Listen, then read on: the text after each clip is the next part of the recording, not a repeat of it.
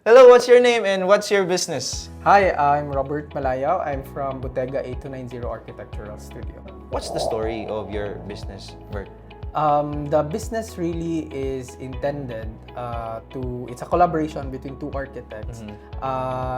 We've met in the university. I'm teaching and my partner as well for the business is also teaching sa USC, University of San Carlos. And then considering the specializations that we have, we decided to create a business together to form a partnership corporation so that we can ma-integrate kung unsa ang mga theories na gitudlo namo sa klase, and at the same time we can also learn from the field, the practice really, and then what we've learned from the field we can also bring back to how we teach in school. So that's really the primary intention at the start of the business. As we talked earlier, naka-mention ka that you were studying abroad. Yes. Then, and also you want to apply what you've learned sa abroad, no? So, how big is the difference ang teaching dito, ang knowledge dito, or learnings dito when it comes to architecture from here sa Philippines? Very different mindset. First and foremost, the mindset of the teachers and the students is really different from the mindset of the people here in the Philippines. Another big influence probably is because when people do their university level abroad, it's already their option, it's their choice. They don't have to take their university level abroad para makakita sila work.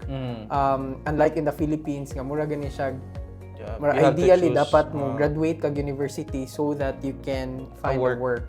Abroad kay mura siyang option gid siya. And then people who my classmates there ang nahitabo is they go to school and then after school naa sila day job gyud. So mura sila, they are all working students basically. So mura ganig, since they're the ones paying kung unsa ang kanang kailangan nilang i-pay for education, mas naay drive nga kailangan silang mahuman, otherwise ilang gikaskasan ang ilang time. That's a really good mindset nga naa dito sa Europe, no? Was Yes. it It's in Austria, Vienna. Austria. Okay. Bitaw mas nindot na siya nga like maybe some of our Cebuanos can adapt or Filipinos can adapt that mindset, no? It's a good thing. So how long you been doing this? 10 years this year actually. I got my license pagka July 2013. So karong next month mag 10 years. So grabe siguro imong drive or courage to go abroad to study, no? Were you alone ang Actually, sa Vienna, wala ko'y parinti sa Vienna. The closest nga relative nako is in Germany, Stuttgart. So mura gid siya first time to travel alone that far, and then first time to travel nga kanang or to be in different that area. place? But mura lang sad siya og challenge. Kung unsaon to siya, the opportunity is really good. Ang kuan lang sad is because of that, mura ganig mas nakasabot ka sa experience sa mga OFW. Kay maybe karon murag before ko nilarga ang kanang mindset is people in the Philippines nga nagtan-aw sa unsa siguro ang experience sa naa sa gawas. But when I was there, I was able to really realize kung unsa ang mga struggles pod sa mga people nga naa didto, and then expectations sa mga tao when they go back here. Kay naaman to yung mga instances nga murag mobiya ka, mao ni ang set sa imong family members, inigbalik nimo kuwangan na. So murag kasuway man sad siguro ka sa imong larga. I totally agree, no. Murag ka na ganing mga inana na experiences ba nga dili na tanan complete, and then naali man na murag ganang mga kuan sa mga OFW which is lahi gud siya than kung unsa ang imong gi-foresee or So that's why you come back here sa Philippines. Or that, and then requirement jud siya nga mobalik din from kanang kuan. Kaya I was there for a scholarship sa CHED na scholarship. And then kuan lang sad siya, went back with the intention of unsa kaha ang pwede nimo ma-share based sa kung unsa imong nakatunan, unsa imong pwede ma-share how to improve the Philippines. But are you planning to like go back abroad and then work from there after your kanang contract here sa Kwan? I won't say nga wala na gyud siya sa option kay kanang mura mo gud siya. My mindset is at the start ang akong specialization karon is building performance simulation. Okay. It's a specialized na field in architecture. Pero before ko ni go into, ang ako ag yung ganahan is urban design, urban planning specifically. Pero wala siya gyud sa mga nagsige kog apply og mga kanang scholarships abroad. Wala gyud siya ni open ang opportunity. Mura gani dili gyud siya madawat for urban planning na specialization. But pagsuod sa building performance na simulation, ngadto ko nasuod. Meaning, what I'm trying to say is, dili gyud siya necessarily kung unsay imuhang gi-project na kung asa ka padong mao gyud siya.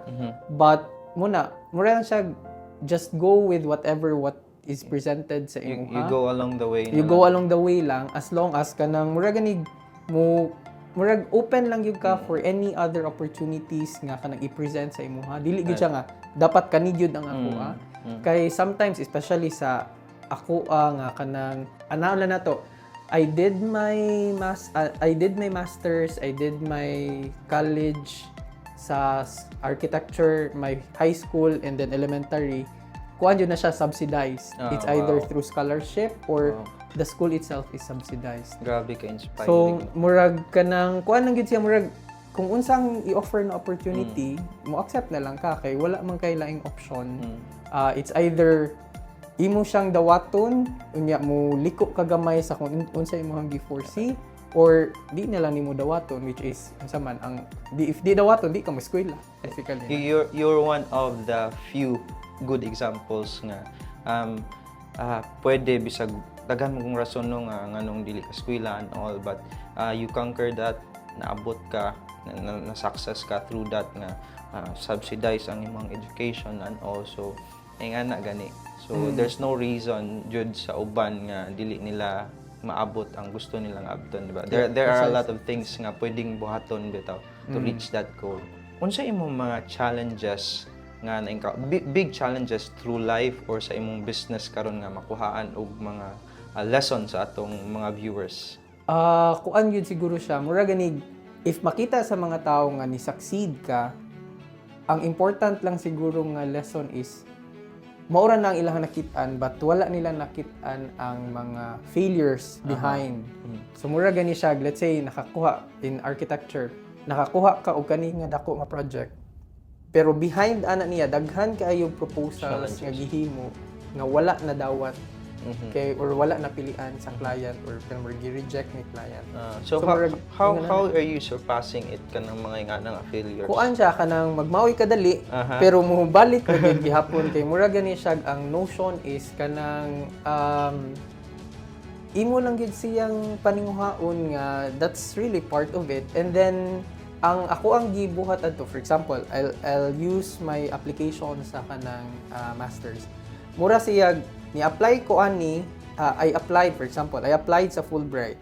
Naabot ko sa Manila nga kana sa interview na gyud. So after sa interview wala ko nadawat.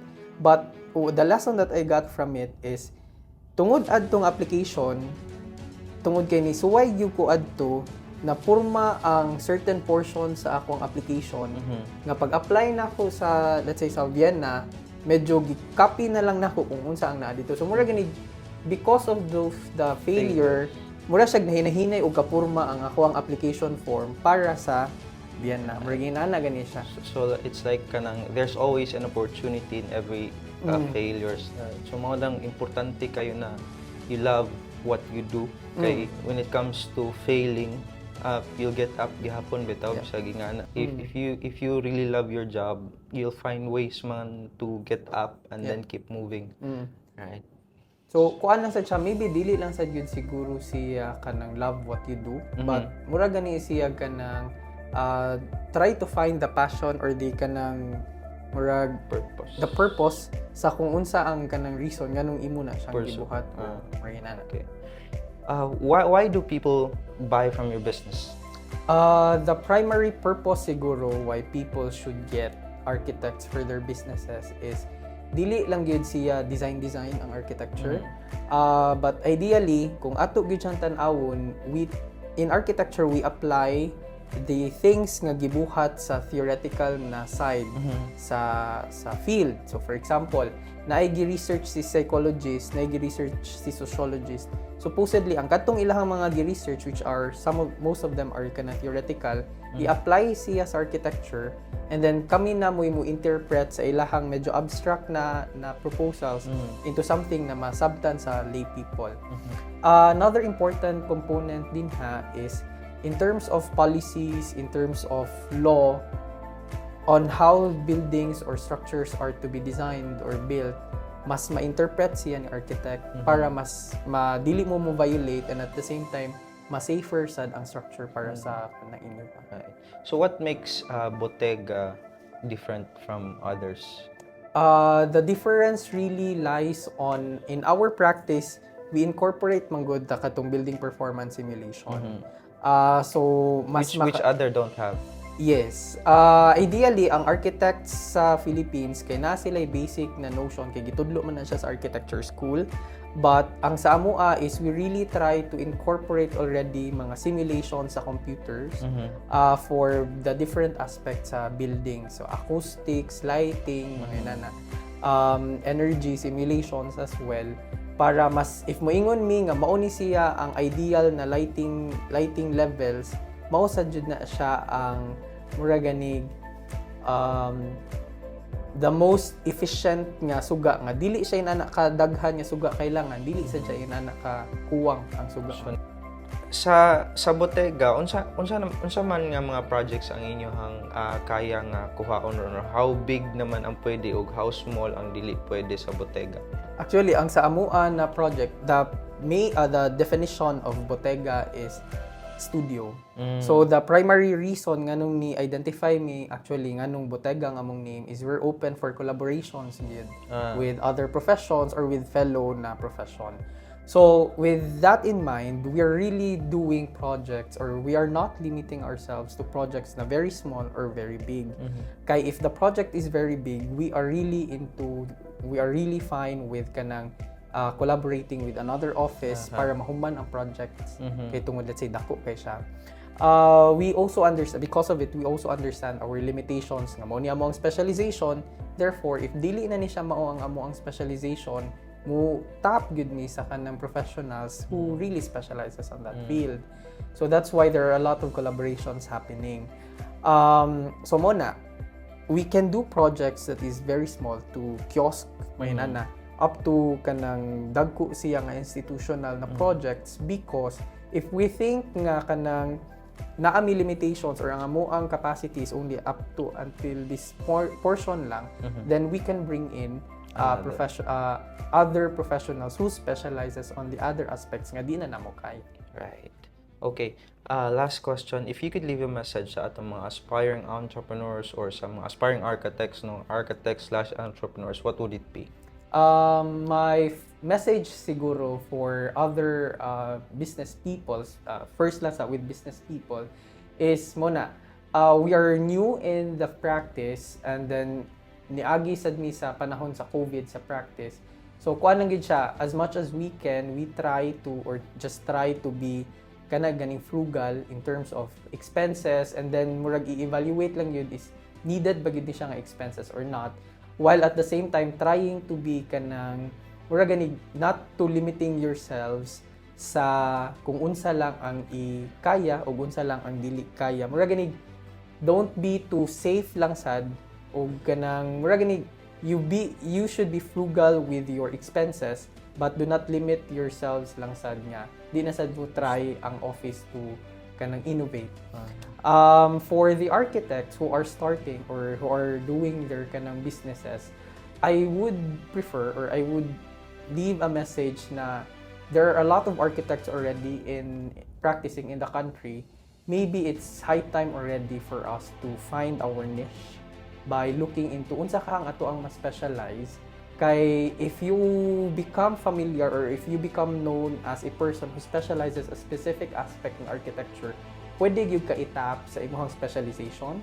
Kay let's say ni specialize ka og kani nga aspect, at the end of the day, pwede maghapon ka mo practice sa imong architecture na field, pero pwede gyud siya murag bonus point yun nimo siya ang pag-specialize sa certain aspect. So, kana Wow. siguro. That's a very nice message, no? Kay very specific imong message na to, how will they go to Yes. architecture and business. Mm. So I think that's it. Thank you so much, Thank you, Sir thank Robert. you. Okay.